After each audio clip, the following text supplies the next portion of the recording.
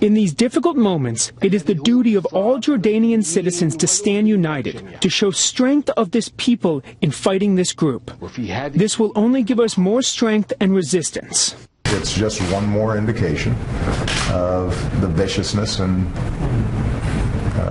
barbarity of this organization.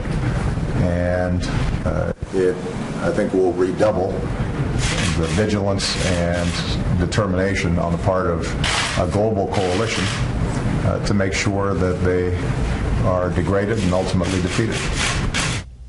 Those two leaders meeting right now in the Oval Office, President Obama and King Abdullah of Jordan. This reaction to the Jordanian pilot burned alive. The video hitting today, but we're told by Jordanian authorities that the killing, the murder, actually happened 1 month ago today, January 3rd, in a slickly produced 22-minute video. Meantime, in Jordan, there is reaction already.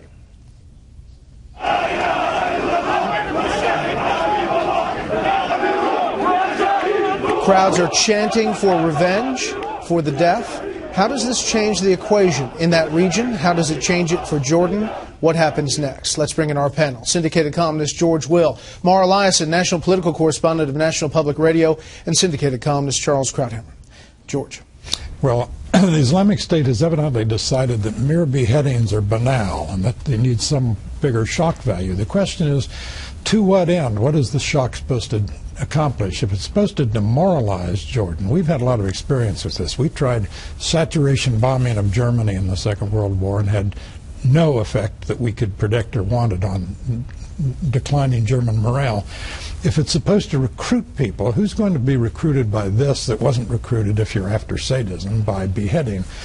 Maybe they think this will cause some states to flinch from their policy of not dealing with terrorists and not negotiating over hostages, and they can go back to making money from ransoming these people. I have no idea. What puzzles me, there's one fear and one puzzlement. The fear is, wait till they get a hold of an American. And this Jordanian was in a plane that was shot down, and we have men in planes over there. We were propelled into a war once over the bombing of the Maine. I can imagine what the American reaction would be. And by all accounts, they have one, a woman. Yeah, by all accounts. You know, the other thing that I think this will do is I think it will make it impossible for them to get any ransom, because they were asking for a deal after they'd already killed him. In other words, they wanted this Iraqi female suicide bomber in exchange for him after they'd already killed him. So they have no credibility at all in terms of being negotiators. This could be a turning point. You know, you only know a turning point in hindsight. But Jordan sounds like it wants to redouble its efforts to fight ISIS. Hopefully other countries in the Middle East will do the same, and hopefully we will step up our efforts too. Multiple sources tonight, and Catherine reported this earlier, are saying that she has been moved from death row and will be executed by dawn. This is the prisoner Sajida El-Rashawi, the failed suicide bomber you're talking about, and there she is, said to be executed tomorrow. But there's a fourth possible objective, and I think it is ISIS' objective: destabilize its neighbors. Jordan is a miracle in the region. It's the most stable regime, yet it's the weakest. It has no oil, and yet for the last 70 years it's had only 3 rulers. But it has huge divisions internally. It's got a lot of Muslim Brotherhood. It has some ISIS sympathizers, and I think the objective here was to draw Jordan into a war where it was a peripheral player. And this highlights, I think, the danger. We all who worship at the shrine of multilateralism, broad coalitions, bring everybody in.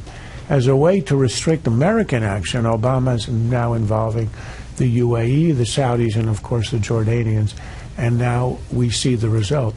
Jordan being drawn into a war, a direct war with ISIS, is not a good thing for us. Jordan will not defeat ISIS on its own. It wouldn't even defeat ISIS even if it had some coalition partners. It's the United States, essentially, which is the only, or Turkey perhaps, the only partner. So here we are bringing in Jordan for symbolic reasons, yet a real pilot is shot down in real time and then executed in this horrible way, causing a reaction in Jordan where the king is now on the spot.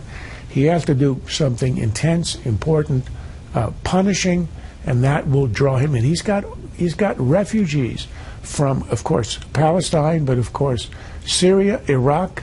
He's got a lot of internal dissent, which we have seen over the years. And this is a way to stir the cauldron in a country that is stable, was stable, but is easily destabilized. And that's what ISIS is after. 1.5 million refugees, George. And as you look at a map of that region, they are essentially surrounded by a growing Islamic State. They are still, we're told, the only Arab nation still dropping bombs in Syria. We had this larger coalition that was doing it, but now they're left with the U.S. and second on the bombing runs behind the U.S. Well, if Charles is right, then, and he may be about the inadvisability of letting Jordan get into this, then we have to rethink our idea of what asymmetric warfare is doing in the Middle East. What's the point of all these military forces? According to the CIA, there are now about 31,000 Islamic State fighters. The Jordanian army consists of 110,000 what they call active frontline personnel. They have 1,300 tanks.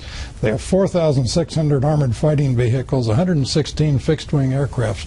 What are their militaries for? The Jordanian army is a Bedouin army, and the Bedouins are a minority in Jordan, overwhelmingly Palestinian, who are ambivalent, and now Syrian and Iraqi. Jordan is not going to be the instrument that's going to liberate Syria.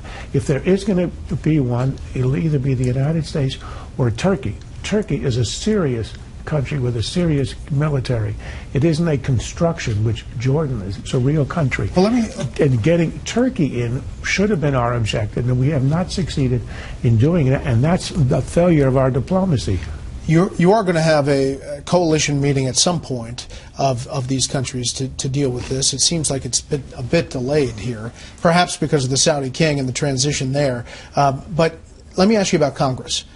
Are they going to move forward? I mean, Senator Corker says they're going to have an AUMF, authorization of military force, but the administration seems to be dragging its feet. Well, they need an AUMF. Everybody says they want one. The administration wants one. Congress wants one. They've got to pass this thing.